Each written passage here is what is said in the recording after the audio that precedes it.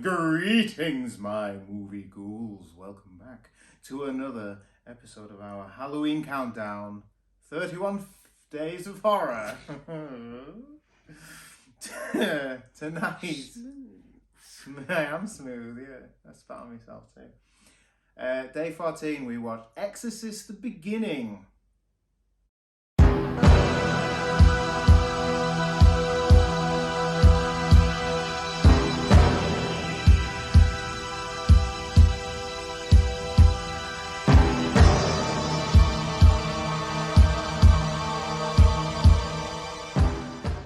Directed by Rennie Harlin, it follows the early life of Father Merrin, who appears in the first Exorcist film.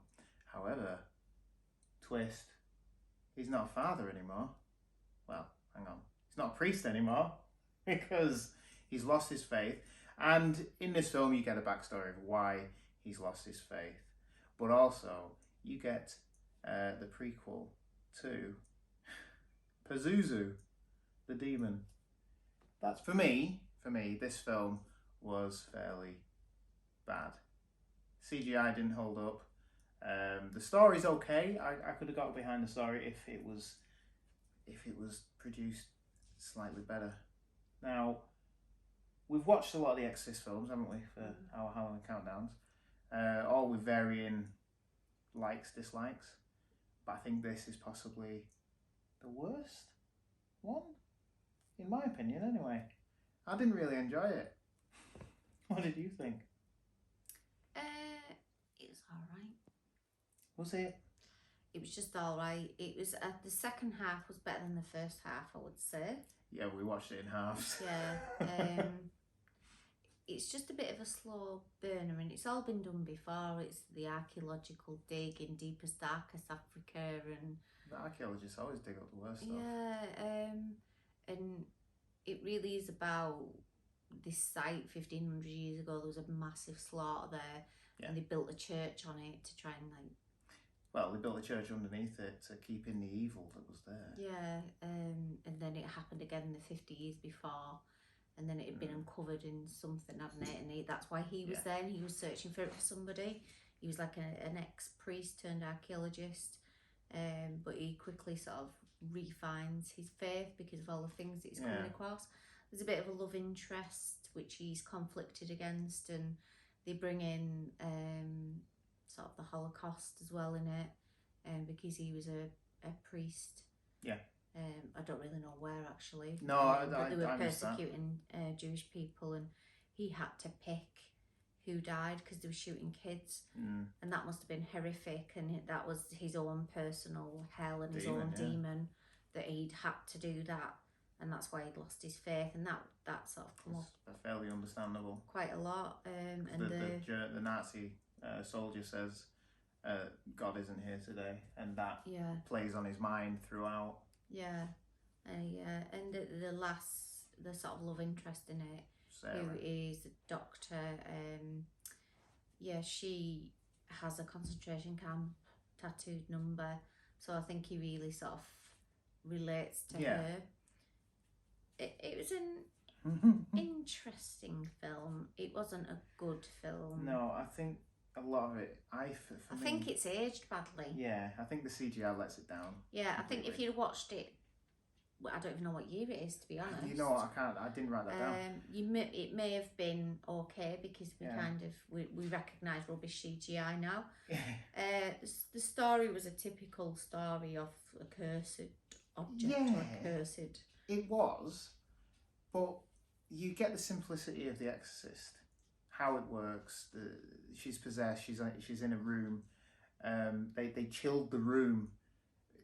That's like the effects of that film and how well that was done. Here you've got it's like early 2000s CGI, so they're throwing everything at the wall.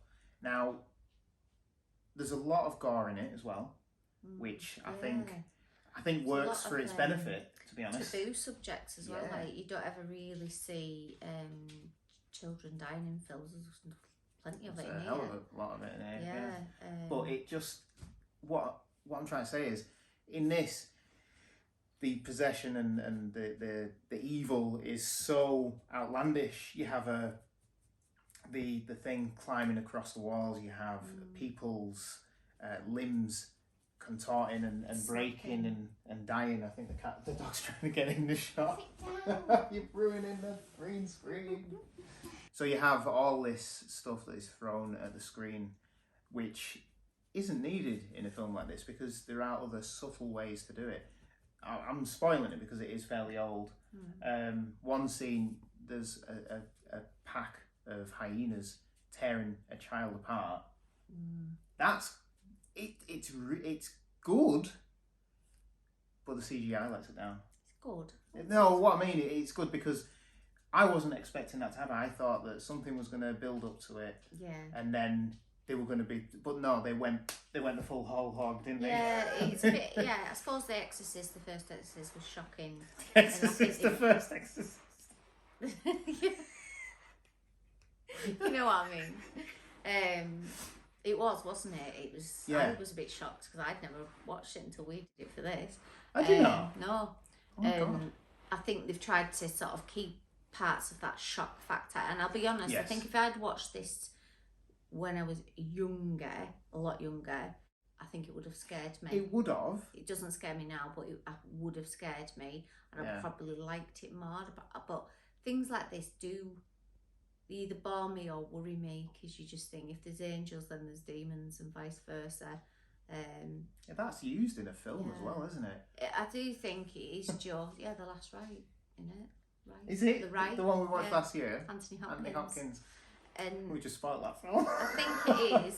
For me, it was just okay. It wasn't great. I'm a bit torn. I'm going to give it 2.5. Oh, yeah, I forgot about pumpkins. Blooming heck. I don't want to be too mean. It had a lot of potential for me. I think an Exorcist film can be good. I think they can follow on and be linked. I think what let it down as well was it's a prequel. We know Father Merrin survives and ends up being in The Exorcist, the first Exorcist. How many bloody pumpkins? Bloody hell. Don't rush a man. I'm going to go give it 2. I'm going to give it 2 pumpkins less than you. Yeah, 2 pumpkins. It was a slight slog to watch. Like you said, the second half, when it ramped up, it was good. A lot of potential, but didn't live up to it, I don't think. Yeah.